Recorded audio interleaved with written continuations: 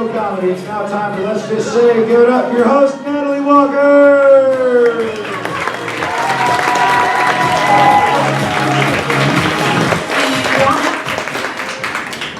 Good evening!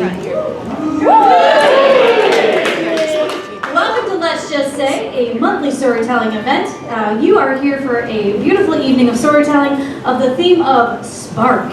So whatever that means to our storytellers, you're going to hear great, amazing stories by 10. We have a full house tonight. 10 amazing stories I'm going to tell you. I need to hear a round of applause if this is your very first time coming to Let's Just Say. Thank you so much for supporting GO Comedy and storytelling, because it's people like you that keep events and theaters like this open. So thank you so much. So the way it's going to work is that these lovely 10 storytellers are going to tell a story that's going to be true to them, and they're going to be on the theme of spark. So we need to make sure that we are clapping loudly for them, because it is brave to share your soul on the stage. Some people are not extroverts like me, so we need to make sure they feel supported and loved and taken care of, okay? So the thing is I hope you all see the QR codes, so make sure you order drinks. Just to, spice your life up for some spark. And then to also get you started is that I'm going to tell a brief story just to warm them up so they feel great. And then I'm going to start introducing their lovely stories and their intros. Sound good? Are we excited? Yeah. Awesome. Okay. So I was trying to think of a story about spark, and I started to realize that my whole life I've always been full of spark or spunk. Because the way I look at spark is I look at it as, what is something that's going to ignite you to do something, to make an impact on the world? And even as little Natalie, I always thought, I think I was given a very loud voice, even though my stature is short, to make sure that I stood up for other people. Because I remember being 7 years old and standing up to some bullies that was bullying a friend of mine, and I'm trying to yell at them, and they're already taller than me, and I'm like, you should be nicer. My voice hasn't changed that much. Anyway. And then I remember, like, in college when there was, like, some guys trying to grind up on my friends, I'm all trying to be like, oh yeah, you should get out of the way. Again, my voice didn't change that much, but I tried to be tough. I also used to volunteer at a crisis line, and there was a moment in time where we thought our doors were going to close, and we were given an opportunity for the city of East Lansing to go up and try to get an award. We were nominated for an award, but what they didn't know is on the back end of things, we were in some dire straits. And the girl, the woman who was supposed to give the speech to, like, see if we were getting nominated, she got shy because she was feeling pretty disheartened with the fact that we were worried that our doors were going to close, that she said in the middle of the meeting that she wasn't going to go. And that just fired me up. Adrenaline fires you up, and so I got in my car and raced down to the East Lansing Public Library. And if you know Lansing at all, I was at Sparrow Hospital, which is now Mid-Michigan Medicine. Anyway, I raced down Grand River, and you should know that it was really fast. And so I get there in like 10 minutes, and I'm hair's flying. I'm like Cruella de Vil, and I race into this room of a panel of librarians. So I was like, hello, and they're like, okay. And so I'm like, you should let us win, and this is why. And I went into this really passionate speech, and they were like, okay. And so then I walk out, and I was like, I don't know what happened there. And then they call us and they say, you won, because that woman was passionate. I think passionate was synonymous with crazy, but that's fine. But I've done that my whole life, and so I really truly believe that, and then later in life, like, there's been times where, like, in my social work background, if there was someone in crisis, I make the appropriate call to make those things happen, because I truly believe in not being the bystander in your life, as well as helping other people. You only had one opportunity. I'm not trying to quote Eminem, I promise you, but it's a good song. But you only really do get one shot, and so you do have to make sure that you're taking care of the people around you, and that you can make an impact for change, which is why I'm so excited to introduce Let's Just Say, because it's a beautiful event to talk about stories, and everyone has a beautiful story to tell. But enough about me talking. I want to talk about these lovely folks over here. So we have the first storyteller, Svenja, is a storyteller who's been on the stage many times, as well as told many a moth story. So if you've ever been to the Moth, you may have seen her there. She is fantastic. She owns her own art studio, art group, which is Ygasm Art, which I thought was lovely. And then she also has 2 cats named Stella and Lily. So I would like everyone to give a warm round of applause.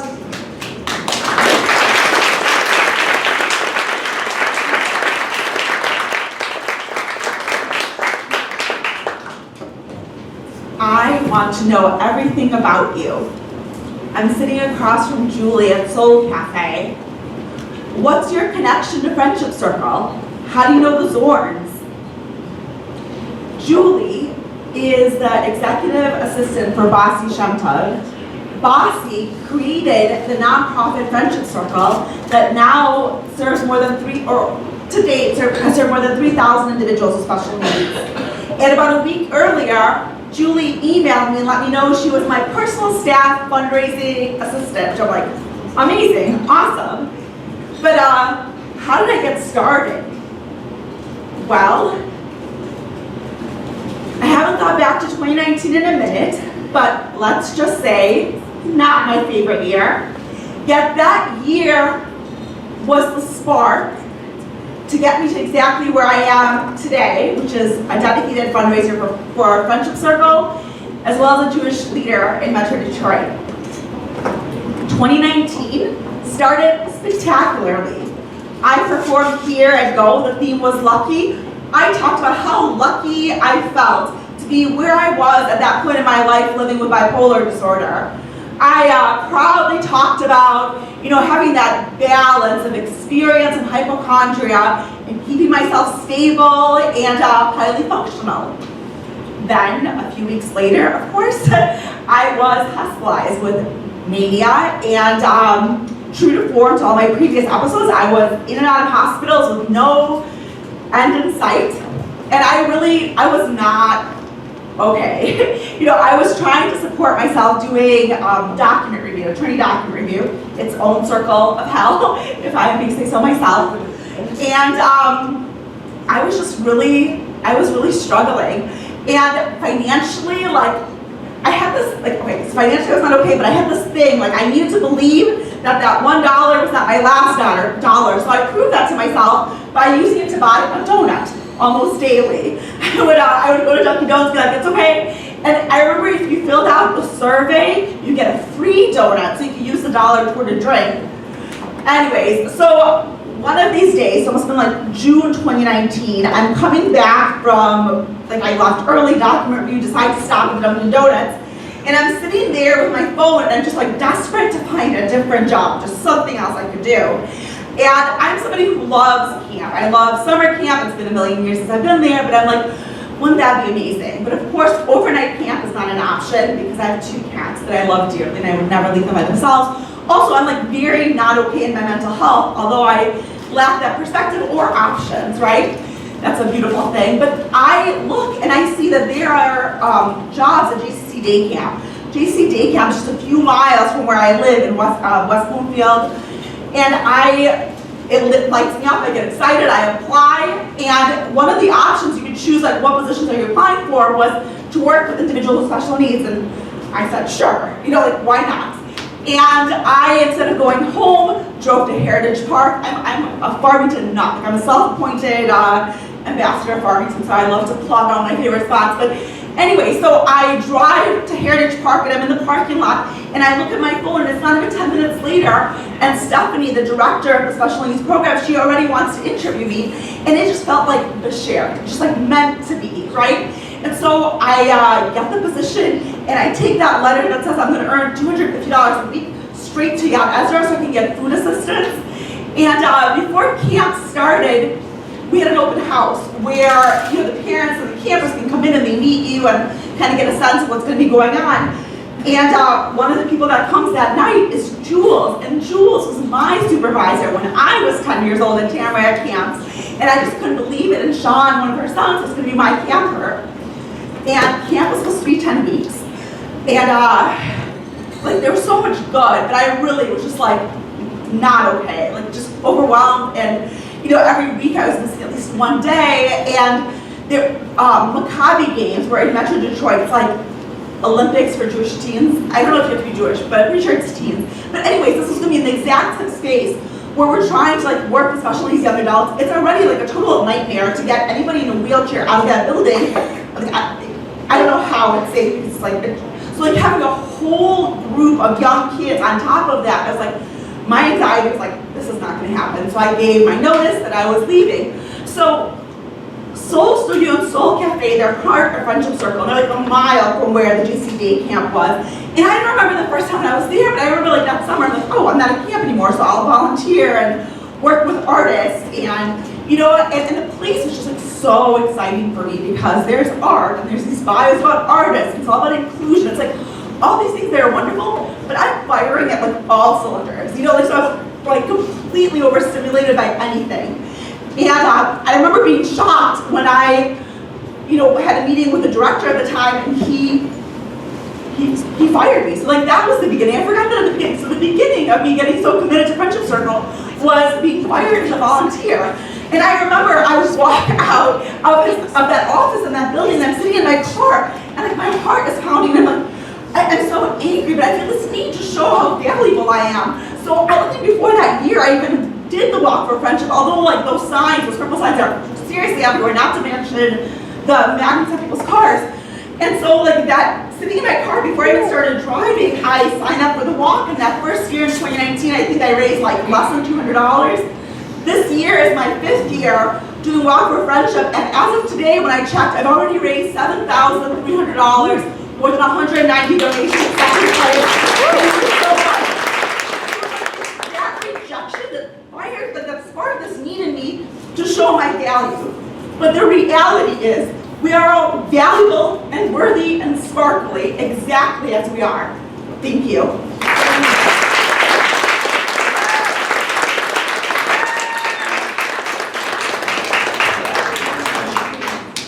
Give it one more time.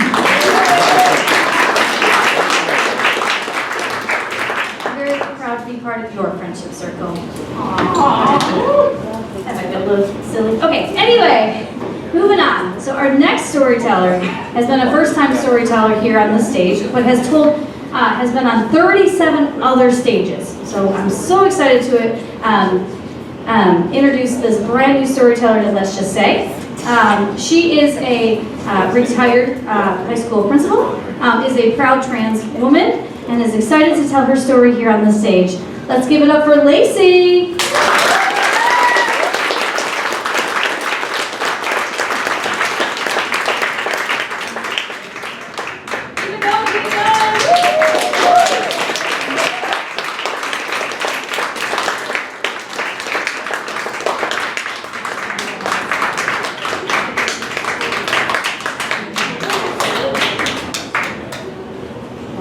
How the hell are you?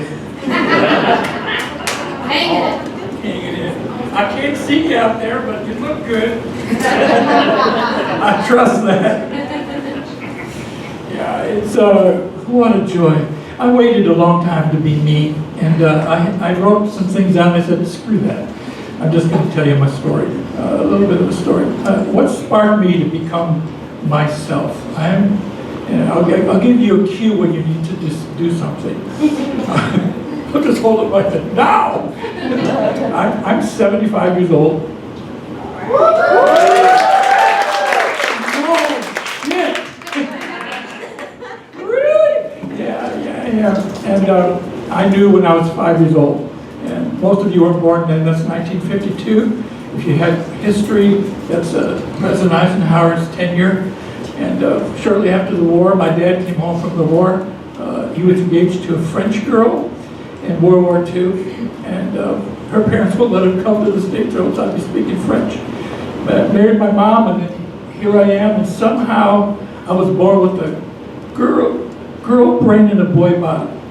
I kept thinking, what the hell? Why do I feel this way? And it was good in some ways. It made me, I think, a better. I'm a dad. Probably the thing I'm most proud of is I'm a dad. I'm a father. And you are? And you wear this kind of lipstick? Well, I used to have a beard, but I'm just happy to be me.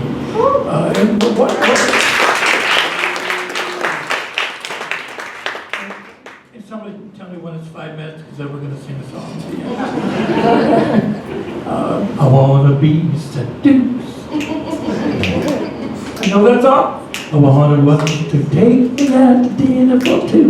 Wanna see her eyes get moony, sick with the thought of what flirting ought to do. Want her to be real cool. I'm trying to do Rosie can tell.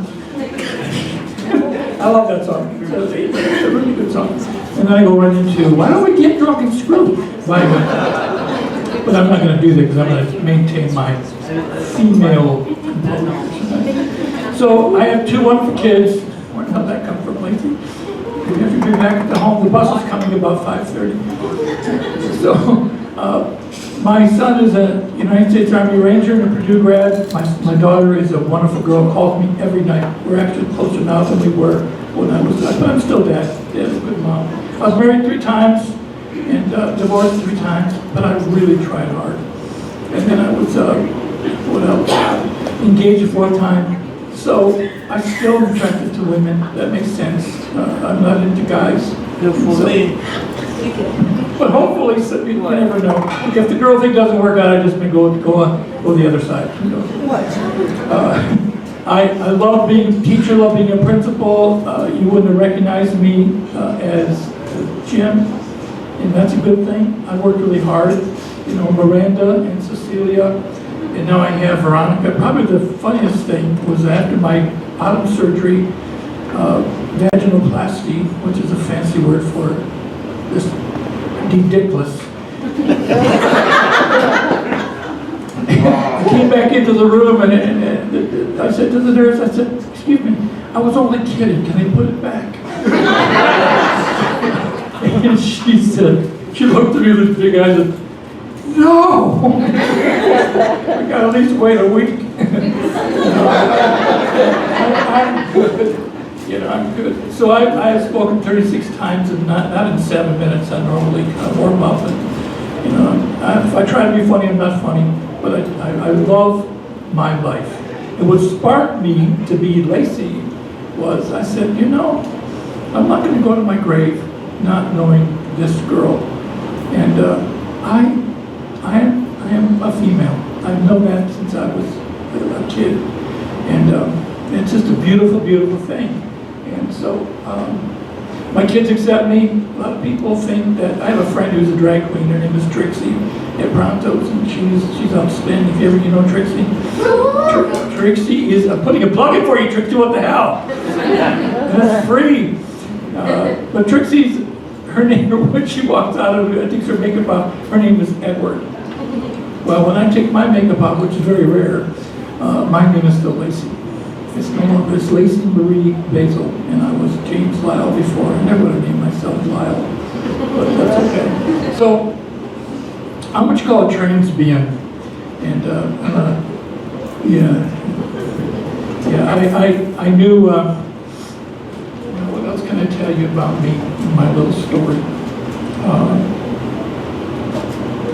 I sang at 120 weddings, 2 of my own, and I must not have sung very well because they didn't take.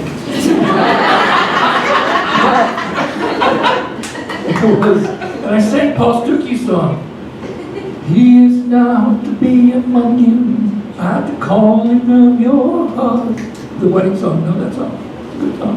We're almost done. We're almost done. Yeah, I'm getting the hook. I'm getting the sign. Okay. So anyway, I'd like to, normally by this time I kind of just say, well, do you have any questions? But we haven't got time for questions, so, do you have any questions? Lacey, it's time for you to get off the stage. Well, I rewrote the words to Hallelujah, which is one of my favorite songs of all time. And there's 45 verses, and I thought we'd only do like 41. We have to do them speed style. So I'm really a blessed woman. I'm really happy. So you can sing with me, and I'll give you the right key. You guys are good, I can tell you. You guys are nice. It's good. Handsome group. Cool shits. There is this light, I see in me, I feel it, and I am so free. Sweet peace and the love I never knew young. My life, it shines so brightly now. My dreams are coming true somehow. They were golden and unbroken. Hallelujah. Sing with me in harmony. Hallelujah. Hallelujah. Hallelujah. Hallelujah. You really are thinking in harmony. There was a time I didn't know if I could go on, you know. The pain was just too great. It cut right through you. But now it's true, I love myself. A blessing from our God above. I'm a happy and unbroken. Hallelujah. Hallelujah. Hallelujah. Hallelujah. Hallelujah.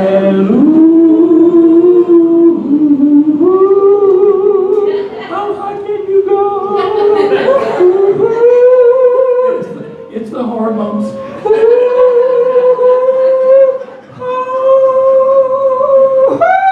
Yeah.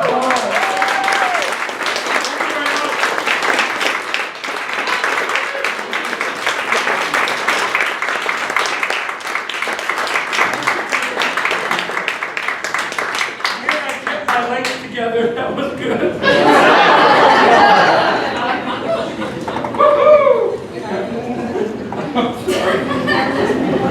So naughty, but my mom was naughty too. Her daughter.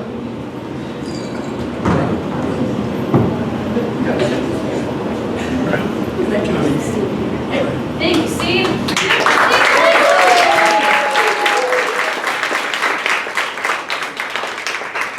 So usually I have like a witty quip after someone tells a story, but you did it all, so yeah, thank you so much. Okay, thank you so much. Our next storyteller is also a first-time storyteller, dabbling in improv and stand-up comedy when they're not already doing analytics and nerding out. So I want to give a warm welcome to Kim.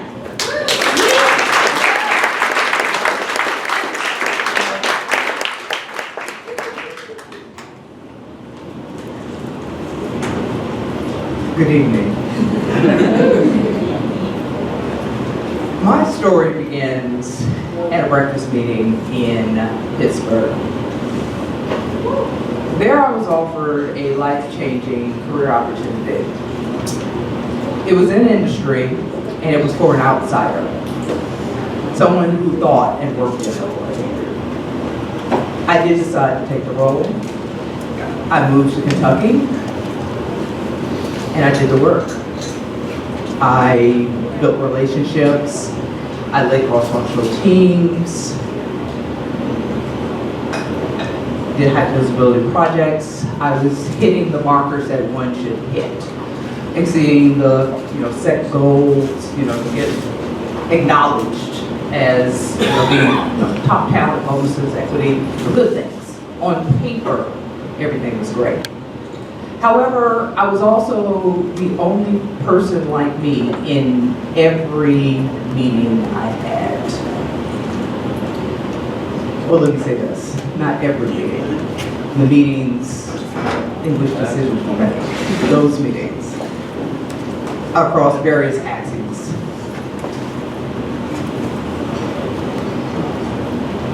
My heart and my joy. I love to work with folks who are sometimes labeled as misfits, perceived as misfits. My reason and motivation is that those who often have that label, they're often brilliant. They often are deeply capable. Sometimes they communicate a little differently. Sometimes they just march to a different beat. I find often that they generally have lower social capital. It is often disproportionately folks who are first-generation college grads, or single mothers, or people of color. these are my people. This is who I identify with. This experience represents my career journey. These are my folks. So I love to pull together a team of these people. And when you engage, you support, you coach, you mentor, pulling these folks together, you can turn water into wine. And you can solve problems, and at times you can outperform those who are considered the stars. I got into a little bit of trouble. It can disrupt a power hierarchy. I was hired to work differently. I was hired to disrupt, and when it happens, all of a sudden there's a problem.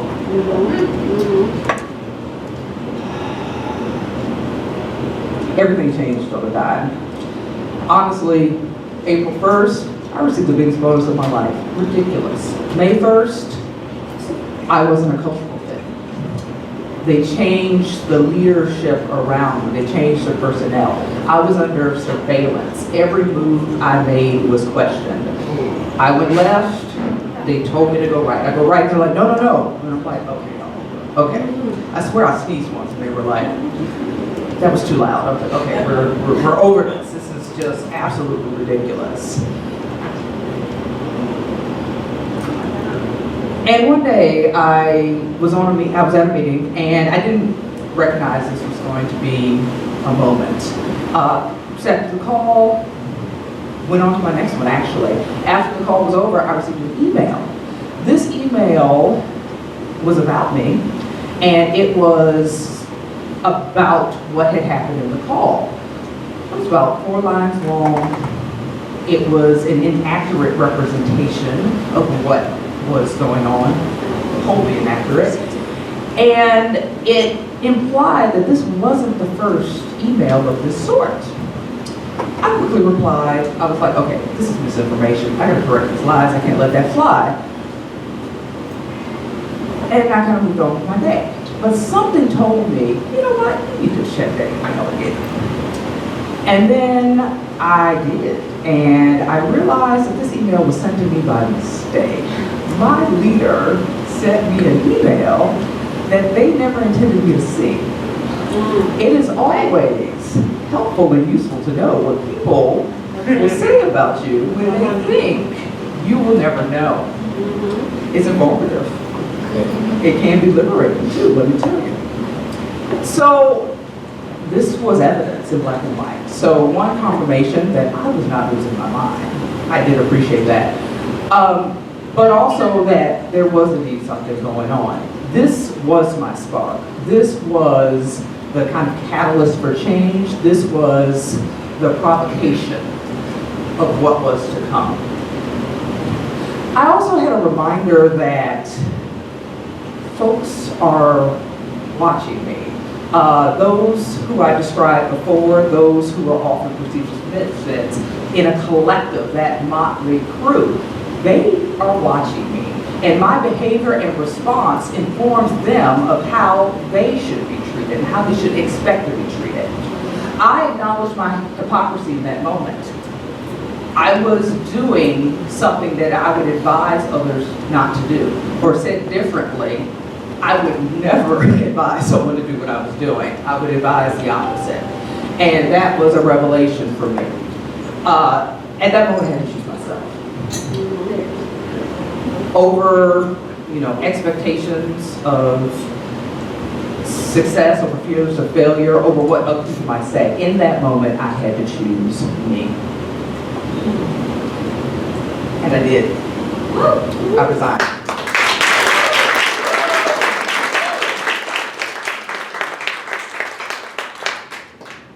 I will admit, the first, initially, I was mad. I was furious. I wasn't okay, but I was mad at myself. I was mad at myself because I should have known better.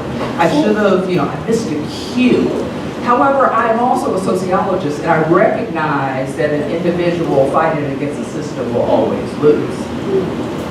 And then over the next couple of months, I received there were a couple of experiences that kind of made some of these things make sense. One of them was a paycheck. I resigned, but I kept being paid.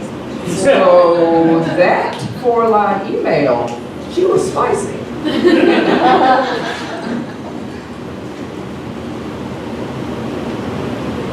Also, I received a back channel message.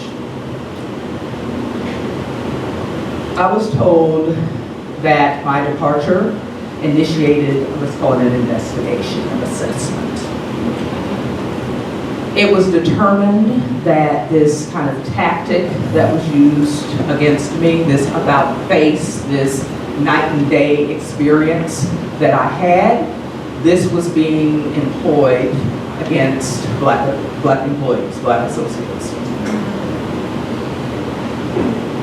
The intent was not to push them out the org, because it tended to be people who were good at their jobs.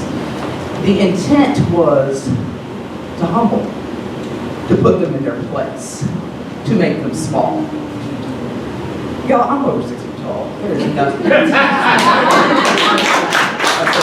Voice, spirit, and everything else, nothing. So I was unpredictable. And the reason I didn't do as what they anticipated is, frankly, I didn't have children. I was free to make a decision, and I wasn't worried that, my high schooler wouldn't have a consistent place to, to graduate. So it just gave me a freedom. And they didn't include that in their calculus. So diversity is important. You want all sorts of people on your teams and stuff like that comes to light. So yeah, that threw me. I didn't know what to do with it.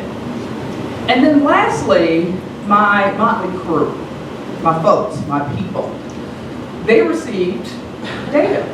They realized an experience of culture. They decided to make decisions to move on. And they moved on to bigger and better. They got the titles they deserved. They got the pay bumps that they deserved. And in their departures and in their preparations to leave, I did get outreach. I did get engagement. They were emailing me and talking to me, and just the kind of encouragement and the really just love they threw at me, that just knocked me over. I didn't really quite know what to do with it, but it meant that the decisions that were made were the right decisions for me. So, about a year ago, I resigned, and I have been living the best year of my life.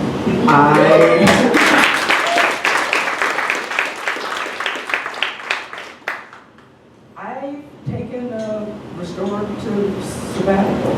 I have rested. I've napped. I suggest napping. Very good. I've read fiction. I've invested in my relationships. I tried a lot of new things. I have dabbled in the kind of creative as well as performance art space. I consider this a dabble. And it has been a deeply transformative experience. I will say that the power of identity and authenticity in that space has been transformative. I've also found a little bit of a motley crew around these parts as well. So once you participate in these comedy communities, things happen. Make friends. And I have learned so many life lessons in such a short time participating in this space and in this community. As I look forward, I am more committed than ever before to creating workspace in which people, no matter their background, no matter who they are, can thrive. And that is my takeaway here. Never let people make you feel small. That is never, honestly never. Be who you are and be your best. Thank you so much.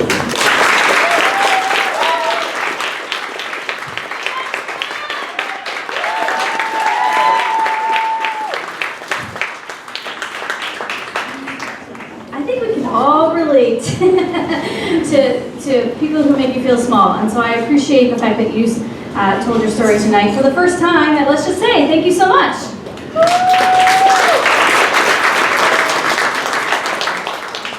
Are we having fun so far? Yeah.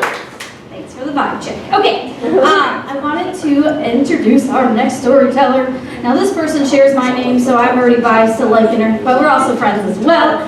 She is an improviser, a sketch writer, a clown school graduate recent, so that's a thing, and I'm just so excited to have her here again. So let's give it up for Natalie.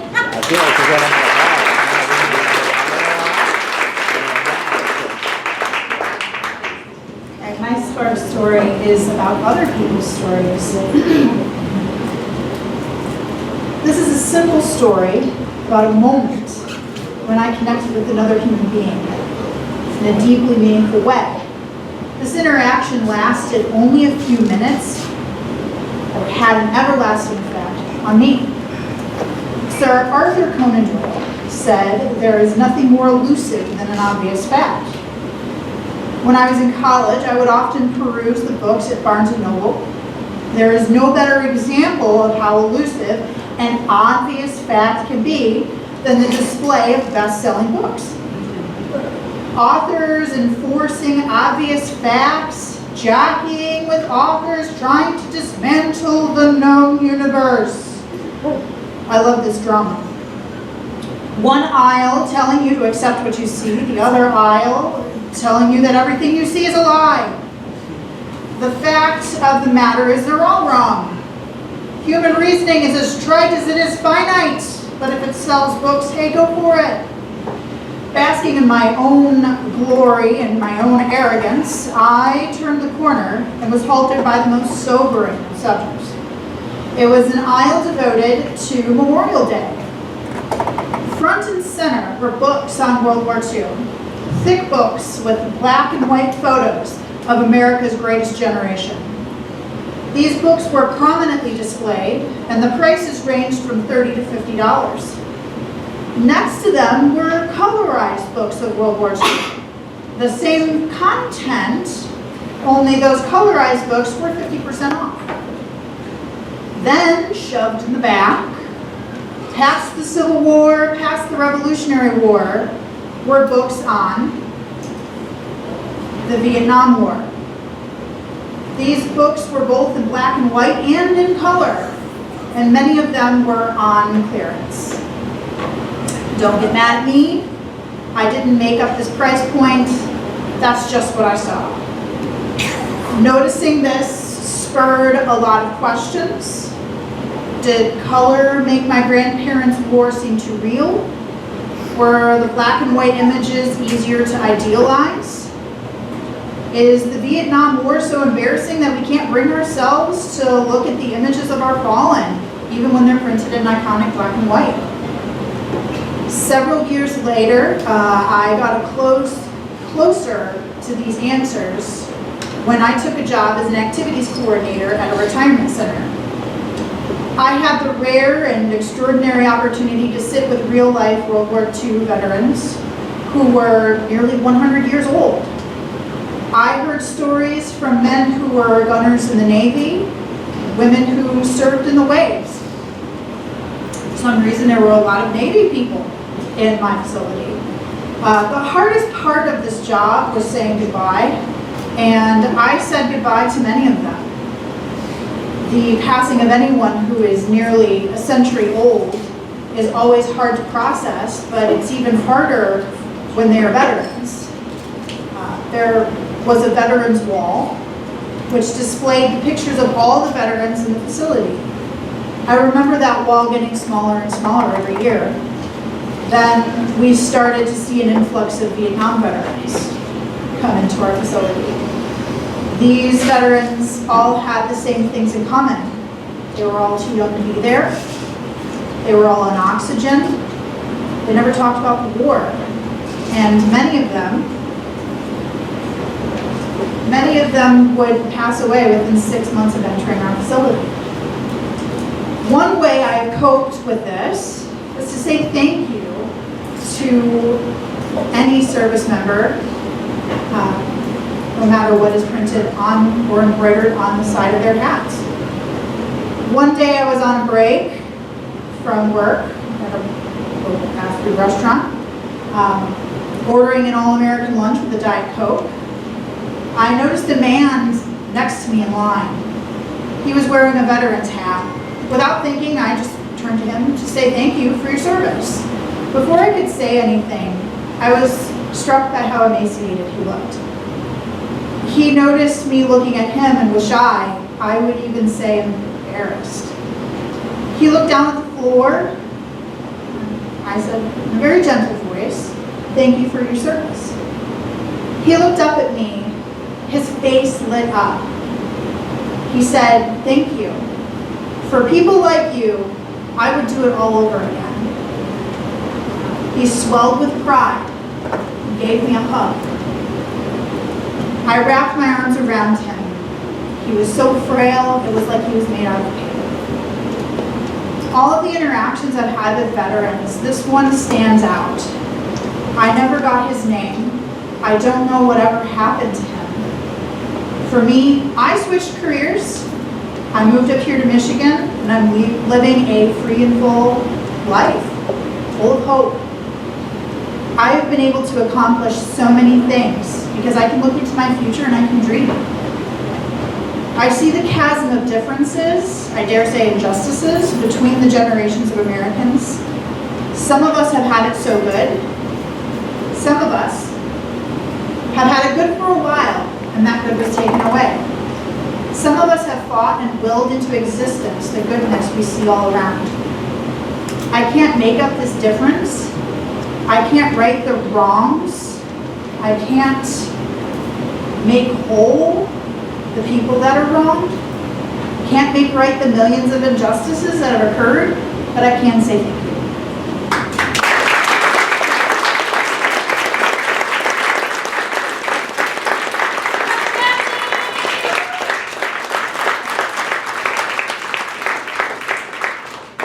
Thank you so much for sharing, Natalie. It's a beautiful story. I think it's always important that we are kind to everyone. You never know what people are going through. So I appreciate that and all that you do. Okay, switching gears. We have a new first-time storyteller. We got a couple of these today. I love first-time storytellers because they come up here and they have so much courage and they're bearing their souls for the first time. So I just love it so much. Thank you so much. This first-time storyteller has a whole fan club over here, by the way. Everyone already knows who it is, right? First-time storyteller, hailing from India. I love it because the intro said the fine country of India is a fine country, the fine country of India. He is a stand-up comic, does improv, is part of the fabulous MDI improv group. I told you he had a fan club. And so I would love to introduce to give a warm welcome to Yogi.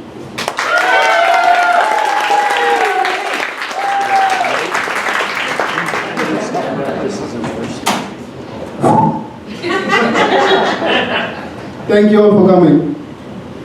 Friends, fellow storytellers, and all the beautiful people in the crowd. My story begins in the year 2010. Our semester was about to end. It's like about April end or May the beginning. And we had a task in front of us to pack our luggage from our dorm room and put that luggage downstairs in a TV room. And my roommate, bless his heart, he decided to just pack his luggage and left. And asked me like, can you do this for me? Like, okay. That day I realized saying okay doesn't mean yes.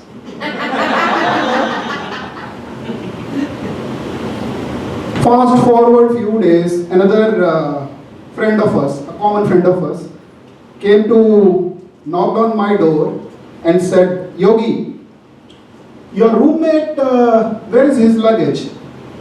He's asking me to move it downstairs. I guess you guys are not on talking terms and he doesn't want to call you and bug you. I'm like, okay. I knew, like, we were not, like, moving along as good friends, but this was like that statement broke the camel's back. I just suddenly I was possessed by the spirit of Godzilla. I'm like, okay, I have to do something. This guy, he's been my roommate for 6 months. He would like at night he would talk to his girlfriend so loud. They will have these debates, and I'm trying to sleep. Next day, I'm like furiously pissed, not just because he was talking. It's in the morning, 5 o'clock, his alarm will wake me up, not him. And now you know, like, we were not on good terms, and that story happened. So, what that Godzilla did, he picked all his stuff from the second floor and boom, throw it downstairs. And to the common friend, I said, it's there, go down. Are you happy now? He just managed some courage. He grabbed his luggage and put it down in the TV room. Why I'm telling you this story? Because this isn't a single event that happened to me. I had these kind of crazy outbursts all throughout my life. I would say I have some anger issues. So fast forward 13 years, I am in my therapist's office trying to figure out these patterns. So this is what I realized. People live in their own space, own universe, and they don't really understand your point of view. And that's true for me too. Like, I didn't understand what was going on in my friend's mind. Also, I actually was so ashamed that my common friend get to know that I'm not on good terms with my roommate. That kind of like ripped off a mask of niceness that I was wearing as a student. And that felt bad. I had to do something, and I didn't realize that I was doing something bad by throwing his stuff. That's after 13 years you realize like you had some issues to resolve, and that conversation sparked a transformation in me. I went back home. I wrote an apology to my then roommate. He's married, has one kid, not to the same girl. He found another one. I wrote him an apology saying like, dude, I was an asshole. I know that we were not on talking terms or whatever, but whatever I did wasn't a right response. This guy, again, I'll go back to the moral of the story. Everybody lives in their own universe. This is what he said. No, Yogi, you are one of my best friends. I'm like, okay, nothing is wrong, nothing was wrong, that's good. He lived in a different universe. I was living in a different universe for 13 years. I'm like, okay, that's good. After that apology, he also added a word. Yogi, are you okay? Don't do anything bad or rash. And I was like, why is he saying all this? And then I realized, dude, this guy is also like me, from India. We don't say sorry. And thank you. And please. None of that. And when he heard me saying sorry, he was like, Yogi, don't do anything rash. I'm like, no, I'm not going to do anything rash, but I know you are a good friend of mine forever because you didn't mind that day. And yeah, why I'm telling you guys all this story today? Maybe you guys have a friend which you might have part ways with. Hell yeah. And maybe in your soul, you know you did something bad. No, I was Maybe your friend knows that. So my story, the moral of my story is you can reach out to your friends back and apologize if you know you did something bad. Maybe that can help mend some relationships. Human beings crave connections. Thank you, everyone.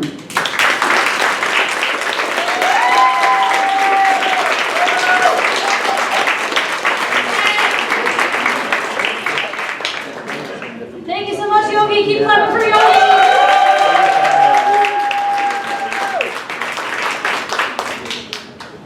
It is hard to say you're sorry sometimes, but so I think it's so great that you shared that with us. Okay, switching gears to a new storyteller. Okay, the next storyteller has been on the stage a couple of times. Is a YouTuber, is an actor, has a one-man show going on September 1st at Planet Ant. So get your tickets for that. I would like you to welcome to the stage Terrence.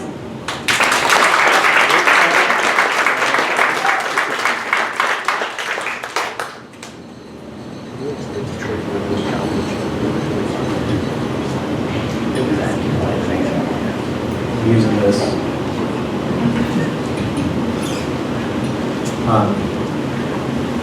I meant to bring a prop. I just want to say something before my story. Like 7 years ago, almost exactly to the day, I came up on this stage for the first time. It was like the first time I've ever been on a stage other than high school. So I just want to thank GO Comedy for giving me that opportunity. And for let's just, I've been doing this ever since in like some form or another. The spark was that first time on here. So, they say it's best to open any speech with a joke. I don't know any, so we're going to move along. Through childhood and beyond, I've been interested in music, and yet I've never understood it. The creation of it is basically real-life magic as far as I can tell, and it's not for a lack of instruction. Music class was part of the curriculum all through elementary school, including mandatory participation in at least 2 school musicals a year. Our music teacher was even someone who was on a local Christian music record label with an album out and everything. My best friend in junior high once attempted to teach me guitar, but gave up after 1 lesson. As in, he gave up on me learning, not I gave up on wanting to learn. In high school, I visited a friend who was the drummer in the only local band that ever existed in my hometown. He told me to try out his drum set. Very quickly, he changed his mind and said I had done the worst drumming he'd ever heard. I dated a girl who was in the high school marching band and once was allowed to play her trombone, which is not a euphemism, during a football game, but only succeeded in emptying the spit valve on the back of my friend in front of me, which is also not a euphemism. Marching band uniforms are surprisingly absorbent. What I'm getting at is that I'm not a musician and we're all better off in high school. So my childhood interest moved to comic books, and around the same time I discovered sequential art, and I decided to experiment with drawing as a hobby. The very first thing that I drew was a velociraptor from a McDonald's collector's cup, and I was impressed myself with how good I got into people. So I decided that when I grew up, I was going to attend Joe Kubert's School of Comic Art and then move to New York to live in an apartment like Seinfeld and work for Marvel Comics as a pencil. And that was my dream until junior high. My dream until I met other kids who also loved comic books and not only loved to draw, but were way, way better at it. My dream until I took my first art class with a teacher who probably believed herself to be being constructive critically, but just made me feel like every project was a failure. My dream that I finally let die my sophomore year of high school when that same junior high art teacher flunked me in Art 2. And so my interest shifted again. The summer before 9th grade was largely spent hanging out with my new best friend, Matthew. Now, Matthew was a huge movie nerd who grew up being allowed to watch whatever he wanted. My childhood was the opposite. So I introduced him to alternative Christian music that he mostly made fun of, and he introduced me to Halloween and Killer Clowns from Outer Space and the Toxic Avenger. We spent most of that summer riding our bikes to the video store and back, renting stacks of VHS. That summer, I also began dating my first serious girlfriend. This naturally led to having my heart broken for the first time about 7 months later. I chose to console myself by renting some movies that Valentine's night, and I watched Joe Dante's masterpiece, The Birds. Despite my high school heartache and early signs of later diagnosed major depression, The Birds completely transported me with the hijinks and hilarity of Tom Hanks and his paranoid neighbors. For those 90 minutes or so, I completely forgot about my sadness and teenage ennui. That was the night I truly understood the power of film as an immersive medium. Despite this new passion for movies, I still hadn't considered filmmaking as an interest. That idea didn't really come about until after I learned what video editing was. One day in English class, we were assigned the task of splitting into groups and filming our own version of a scene from To Kill a Mockingbird. Well, nobody really had any idea how to write a script, and we weren't super keen on memorization, as you can see. So what we settled on was to pantomime the action while an off-screen narrator read the corresponding scene directly from the book.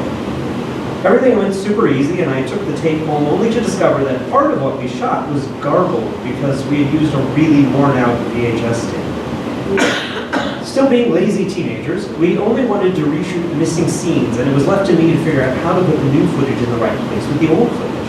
Remembering how my dad had once made a copy of a home video by connecting the camcorder to the VCR like a second VCR, and pressing record and play on the correct devices, I successfully edited my first film.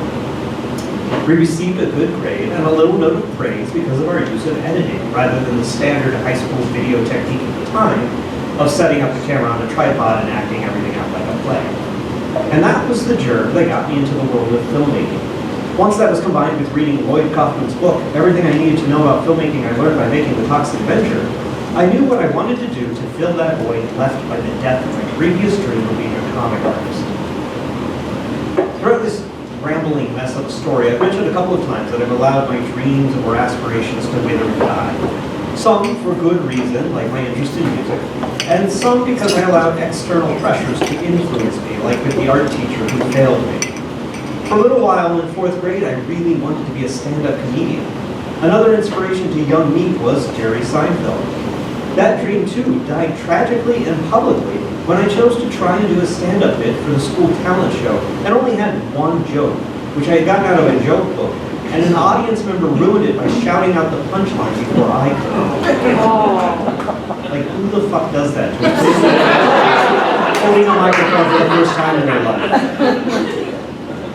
Like those dreams before, my hope of ever accomplishing anything as a filmmaker has waned, and I've mostly come to terms with being a former filmmaker. It sucks and it hurts to write those words, and it hurts again to say them out loud, but that's where I'm at right now. But it's not a loss, because all these years of dreams, inspirations, evolving interests, and accumulation of skills, you might say sparks, have taught me to keep moving to the next thing. When I first started to feel like I was done as a filmmaker, I looked around me and saw the action figure collection my wife and I had started to attain, and I was reminded of one day, long ago as a child, when I was sitting in my room with my action figures, and decided to try and set them up in a way that recreated the art on a comic book cover. And so, like my interest in drawing was born from imitating the art around me, another spark was ignited. Because once I had everything set up, I thought I should take a picture of what I had done.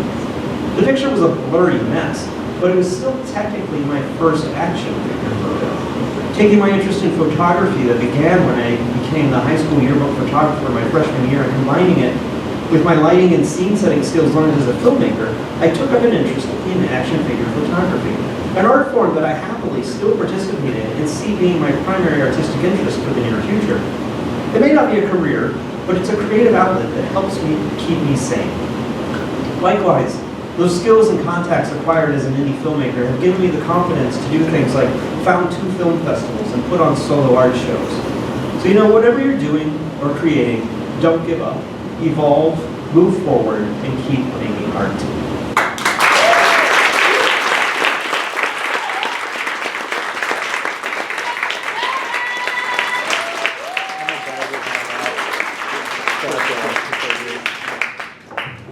Speaking of art, did you all know that this theater that you're in has a lot of shows to go to? So in case you haven't been to GO Comedy before, there's comedy at this show, or at these shows. Just storytelling happens to be where you can actually have serious and funny. But if you're looking for a improv, check out gocomedy.net. They've got shows 5 days a week. We've got so many things going on. We got murder mysteries. We got improv aplenty, so like definitely come. And there's also jams if you've never done improv before. So definitely check out Go Comedy. Okay. Woo!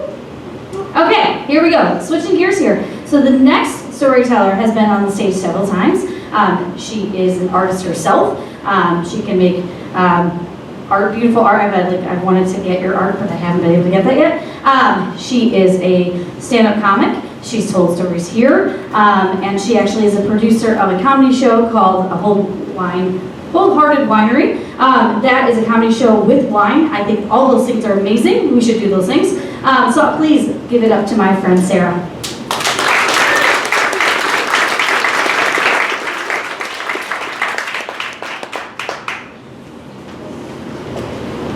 My life is a murder board.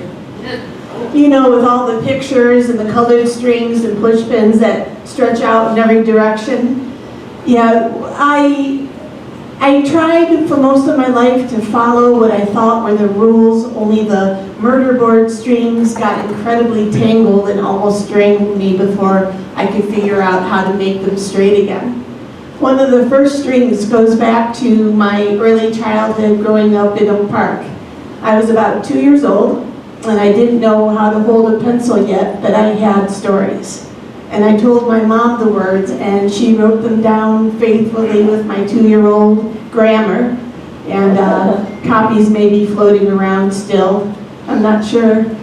But what this shows me is that as sure as I'm standing here and breathing, hardwired into my DNA, I'm a creator, and unless I'm creating, I'm not happy. Going through high school, if the class interested me and was all creative, I sailed through without even trying. But if it did not interest me, there was nothing I could do to make that information stay in my head. So when I barely graduated and all my friends were going to school, I figured, you know, I had to do the same. And I thought about why I didn't just go right into being an artist or being a writer. And the easy answer is that, you know, it wasn't what you're supposed to do. You went to school and you got a degree, you got a job, and you paid bills, and that is what was normal. And the hard answer, and the more truthful answer is, I didn't know anybody that looked like me. So I didn't know it was okay to be different. And I was painfully shy back then, and all I wanted to do was fit in. So I went against what the world wanted me to do, and I went through school, and it was actually good because that's where I met my husband, so that was good. Except I kept changing my majors because I couldn't figure out where I would fit in. So when my friends and my boyfriend were all graduating, I had enough credits, but not in any one area, because I covered everything except mortuary science, I think. And so I just left and tried to continue being normal and fitting in and doing what my friends were doing. So without a degree, these years involved retail management. And I was able to go back to school and graduate from Eastern. And I also brought creativity back into my life in 2003 when I learned how to etch glass and started doing weekend art shows. And this filled what was missing inside me, but I couldn't see how this would be something that I could do. It wasn't normal. It wasn't what you did to fit in. And I found that trying to have weekends off for art shows and retail management does not work. So I took my degree and I went into a 9-to-5 corporate America job. And this landed me in logistics. Now the dictionary definition of logistics is, because I still can't make these words stay in my head, nothing has changed since high school. The detailed coordination of a complex operation involving many people, facilities, or supplies. Death. My world revolved around the auto industry and logistics, and everyone spoke in a code I could not understand, and I did not fit in, and creativity was firmly squashed. And as a result to this, the murder board strings became this wild tangle of what in the hell is happening right in the middle of the board, and my body started turning on itself as just rejecting my reality. During this time I had appendicitis, and I broke my arm, and I broke my knee in 3 places, and I became so exhausted I was falling asleep everywhere. Movies and plays and concerts, and almost every single time I was behind the wheel of my car. And for the grace of God, I'm here in front of you with never having gotten into an accident, and I can't explain how that didn't happen. But this toxic environment and the fluorescent lights and the cubicles, prison cells, was sucking all the joy out of me, and the light that I always followed was just dimming. And I eventually was diagnosed with chronic fatigue, and I was given a note from my doctor to give to HR that if they found me sleeping at my desk, they couldn't fire me. So it was that bad. And it's just, the toxic it was insane. And because I was so tired, I was still doing small etching projects, but the weekend shows that I went into corporate America for were too much, and I had to stop. In December 2016, I was a contract employee destined to be hired direct after the holidays, and I made for my team the insulated tumblers that you see everywhere, and I